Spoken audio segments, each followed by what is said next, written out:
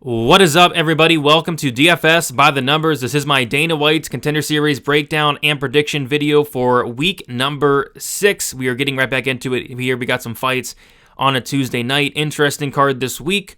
A card where there's a lot of closely lined fights. I think a couple of these fights are straight pick'ems at the moment of recording. We really only have one big favorite on this card, so it should make for some interesting fights. I think a lot of these guys are very well matched. So yeah, as always, looking forward to breaking it down. Got the tape study done, the notes written down, so ready to get into it here. Before we do so, if you guys could please do me a favor, like the video, subscribe to the channel if you have not already, and leave me a comment as well. Let me know what you guys are liking down in the comments, who you guys are on this week, all the good stuff. Love chopping it up with you guys there. But yeah, with all that out of the way, I say we get into it, and we're going to start with the first fight of the card. So when I was looking into this card a few days ago, the bout order was actually different. They had this fight as the main event for some reason, the Hassanzada Mantello fight, but they actually just put it on as the first fight of the card recently. So we'll talk about this one first. And we're going to start with Ahmad Hassanzada, who is training out of Team Alpha Male. He's 28 years old, 6'1" with a 74-inch reach. He's 11-3 and 3-2 in his last 5 fights. Notable wins or losses for Hassanzada. He lost to Nazim Sadikov on Dana White's Contender Series by third-round knockout. That was back in 2022. He has a 90% finish rate, 45% by knockout, 45% by submission. He's an equal opportunity finisher. Some notes I have on Hassanzada. He's very big for the division at 6'1". He's very long, very rangy, has some sneaky knees and elbows that'll throw. He can be over-aggressive and stand and bang in there. Defense leaves a lot to be desired, and he leaves a lot of openings. He's there to be hit. We saw that a lot in the Nazim Sadikov fight that we'll talk much more about. I think he has some really solid tools on the feet, but he's more kick-heavy than anything, and he can be a little bit inactive at times. So he will go for takedowns. He has some solid control on the mat. His ground game is very dangerous. I think that was the thing that impressed me most about Hassanzada was that ground game. He'll be able to get into dominant positions if he does get it down to the ground, has solid ground and pound, and he's finished about half his wins by submission there. The cardio seems pretty good in most fights. That Sadikov fight wasn't the best look, but he can wrestle hard for multiple rounds. I don't think his cardio is really going to be an issue here, and he can just be relentless with the wrestling. And when you do use that wrestling heavy style, you're bound to kind of slow down at some point. The chin for me is probably the biggest concern, I'd say. I've seen him dropped and hurt like multiple times, and he's been knocked out in 2 of his losses. I think he's a very solid fighter for sure, but he's literally been hurt in every single fight I've seen. And I watched like maybe 6 fights of this guy. He's literally getting dropped in every single fight. So I kind of hate that, but I think the skill's there. He's training at a good gym. It's just, geez, I don't know.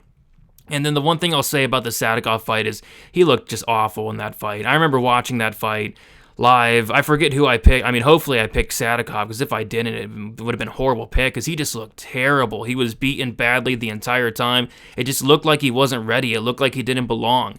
So, quite frankly, I'm shocked that they're letting this guy back in there after how bad he looked when he fought Nazim Sadikov a couple of years ago. But I think since then he went 2-0, got a couple finishes, but still he looked awful in that fight.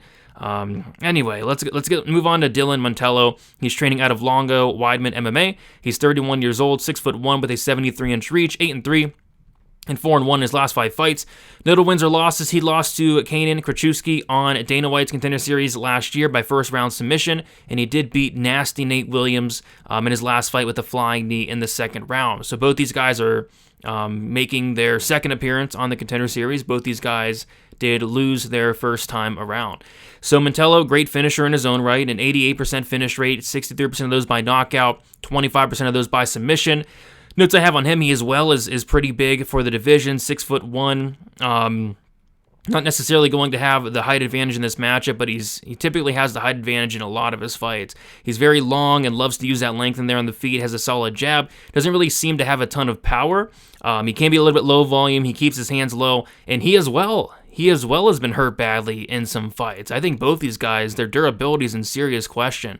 I've seen him overcome some adversity before, though. I saw him get dropped in one of his fights and then get a submission there shortly after, which showed heart. It showed toughness. As the fight goes on, he seems to get better and better, starts to open up more. I love the jab, and he works the body as well. The cardio is solid, and like I said, the heart toughness, all that's there. I have seen him taken down, but he was able to scramble up right away in a lot of these fights, and he almost did exactly that in the Katrusky fight, but Katrusky took his back and choked him out there shortly after. He can be controlled against the cage, and if he does get taken down and flattened out on his back, he could be in trouble in this matchup especially. I like that he's training at a great gym, but I'm not really sure if he's ready for the UFC yet. And one thing that's interesting I want to mention is that Mantello training at Alonga Weidman MMA, I believe Nazim Sadikov does as well. So, they've already kind of prepared for this Hassanzada guy. I think that's interesting, but I don't know, in terms of making a pick, I think both these guys just looked absolutely rough their first time around, and I think it's very interesting that they're getting another shot here. With Mantello, got subbed in round 1, didn't look great, and then with Hassanzada, probably one of the worst performances I've really ever seen. But I think Hassanzada's probably the better fighter here, a little bit everywhere. His striking defense and chin is a concern, but I'm not sure Mantello has the power, so I think he should be okay. I think Hassanzada is going to mix in takedowns here, and I think he's eventually going to get to the back and get a submission. So I like Hassanzada, I guess, but I'm just not really sold on either one of these guys. But give me Hassanzada to win this fight, and I'll take him to win this fight by second round submission. Moving on to the next fight here, we have Naito going against Ateba Gautier. We'll start with Naito here. So he's training out of Reversal Gym. He's 28 years old, 6 foot with a 74-inch reach, 6-0, 5-0 in his last 5 fights. Let's see, notable wins or losses, none for Naito, but he has an 83% finish rate, half those by knockout, 50%, and then 33% of those by submission. Some notes I have on Naito. He has a very questionable level of competition, but both these guys kind of do. His last win was against somebody actually making his MMA debut. He was 0-0, and currently he's 0-1. He has a nice jab and packs some power for sure. He will throw some kicks as well.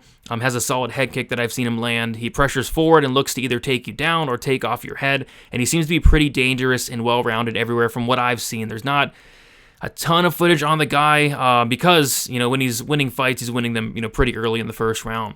So he has pretty solid wrestling, actually. I was impressed with the wrestling. I was impressed with the control. His ground game looks pretty good. He's able to get into dominant positions. His ground and pound is absolutely vicious. He'll rain down punches. He'll rain down elbows, and he's looking to get his opponent out of there. He has some submissions as well that he'll go to, and I think he's a problem when he gets on top of his opponents. But the thing with Naito, it's kind of hard to tell how good he actually is since he's really fought nobody, but from what it looks like, he looks to be pretty well-rounded and an exciting fighter, and I think it's going to make for an exciting fight. As far as Gautier, he's training out of Manchester top team. He's only 22 years old, 6'4", with an 81-inch reach. He's 5-1, 4-1 in his last 5 fights. No notable wins or losses as well for Gautier.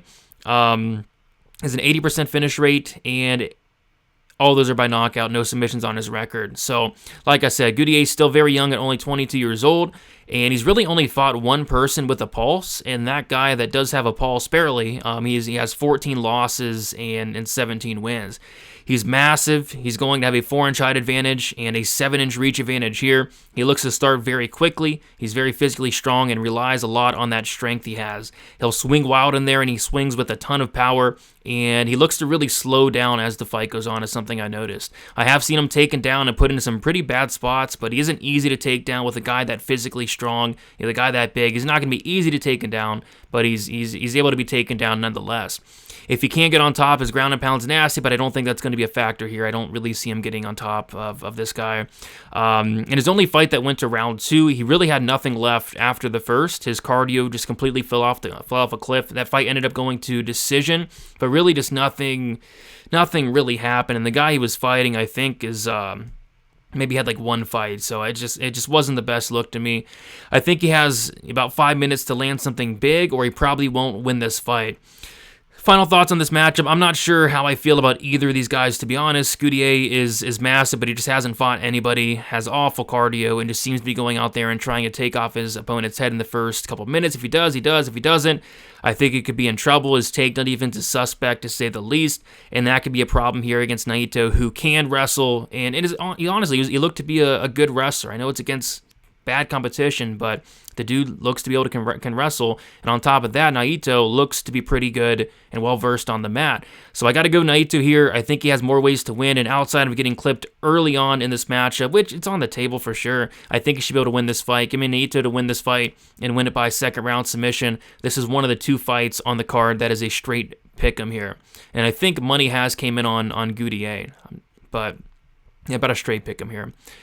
Moving on to the next fight, we have the biggest favorite on the card. In this one, it is Tallison Teixeira. He's going against Athur Lopes. Teixeira training out of Team Lucas Minero. He's 24 years old, 6'8" with an 81-inch reach, 6-0 and 5-0 in his last 5 fights. No notable wins or losses for Teixeira. He has a 100% finish rate, 80% by knockout, 20% by submission. Some notes I have on Teixeira: he's going to be just towering over his opponent here, and then pretty much everybody he fights ever, because he's 6'8".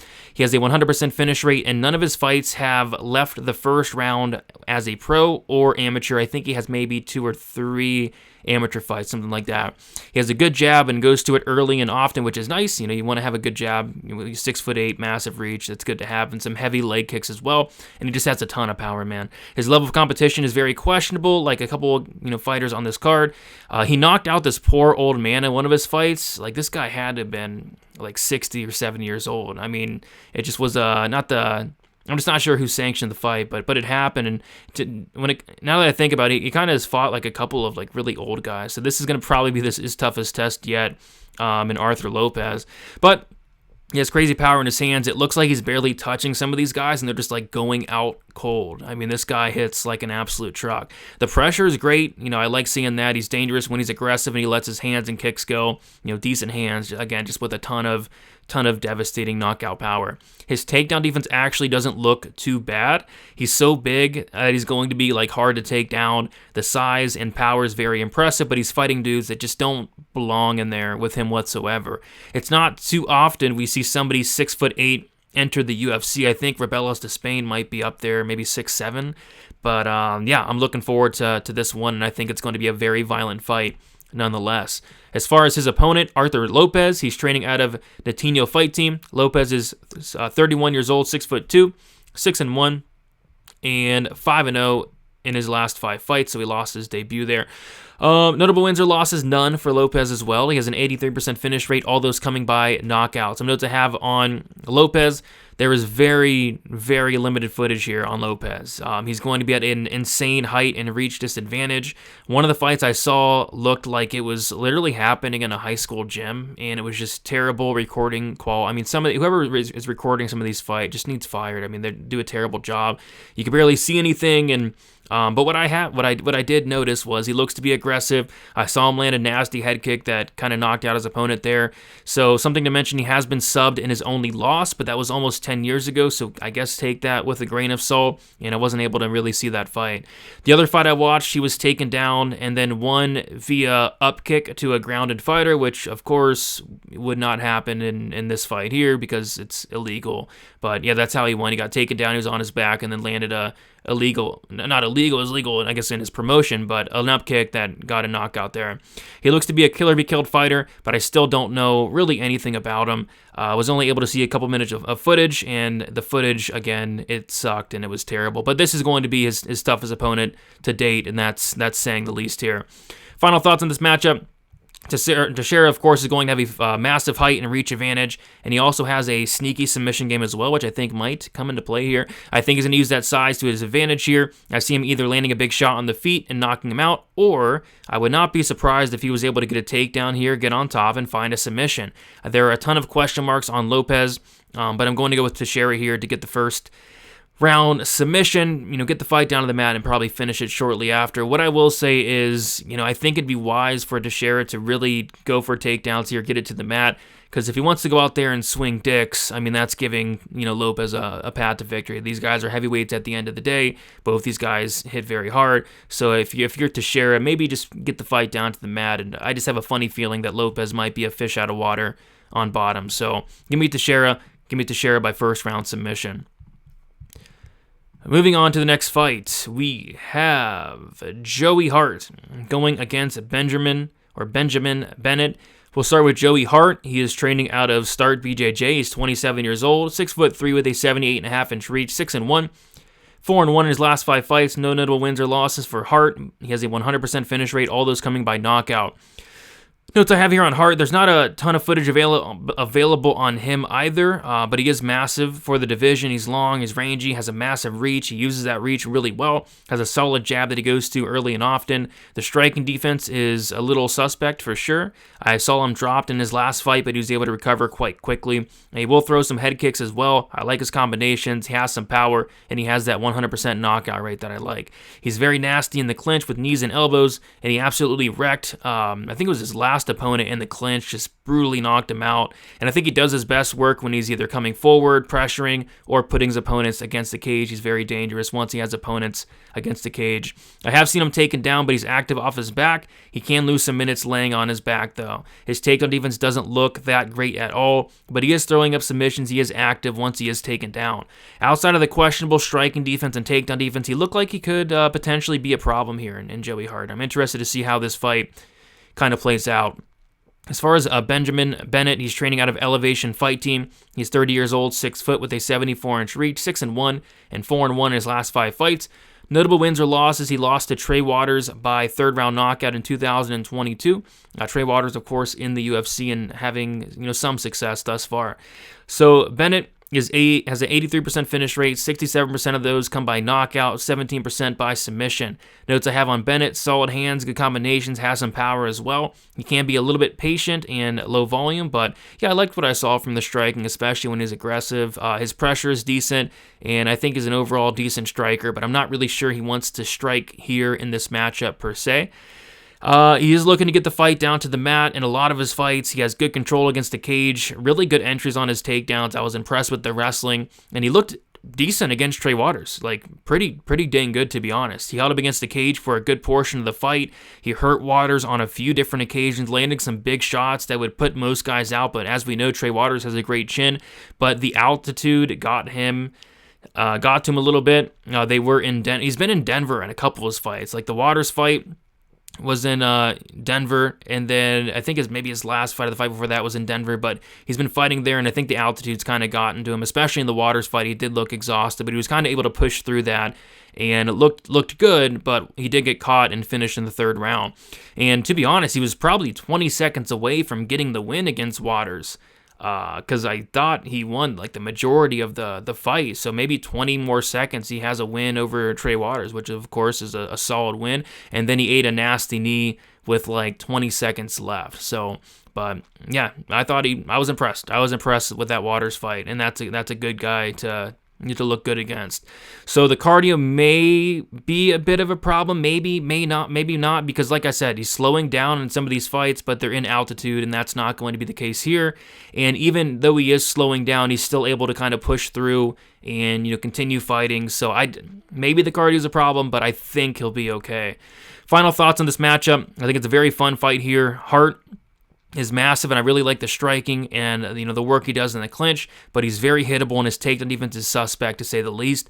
Bennett has some solid power standing. I think he's going to be able to maybe wrestle here, get the fight down to the mat, and win enough minutes on top. As long as his cardio holds up, I think he can win enough minutes here, because like I said, Hart, he can't be taken down, he can't be held down, he will be throwing up submissions, and I'm not sure that's going to work. So I'm going to take Bennett here. I'm going to take him to win by decision. I think both these guys will have their moments.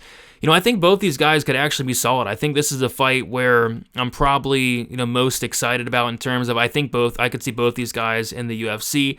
Hart is just, massive, and Bennett actually looks like a really good fighter. So it's a straight pick'em, which, would make sense, because I think both these guys are pretty dang good, but I'll go with Bennett. I'll take Bennett to win this fight by decision. All right, moving on to the next fight. So we got Aaron Tao going against Elijah Smith.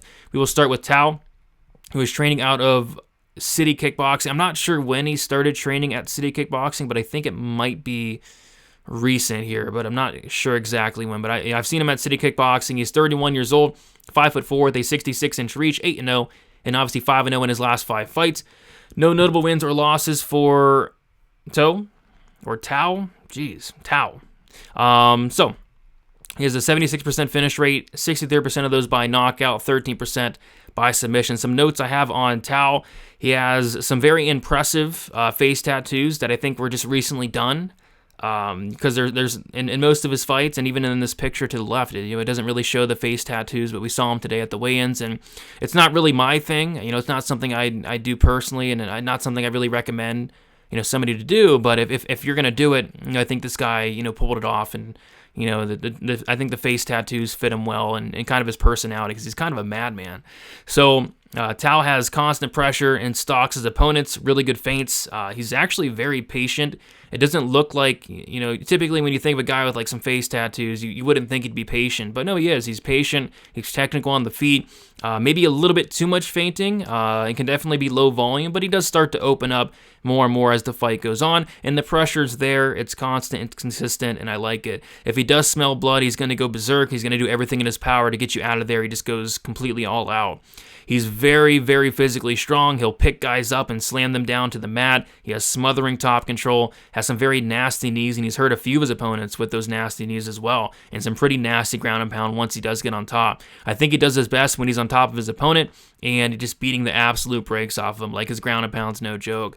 Tao, he looks very exciting, and unlike a lot of city kickboxing guys, like, he'll actually mix in takedowns, and like I said, he's kind of vicious on the mat. As far as Elijah Smith, he's training out of Team Victory. This guy's only 21 years old. He's 5'9", with a 71-inch reach, 6-1, 4-1 in his last 5 fights. Notable wins or losses: he did lose to Reyes Cortez. Reyes Cortez fought on the Contender Series before Tracy Cortez's brother, and that was back in 2023, and he lost by third-round knockout. Smith has an 83% finish rate.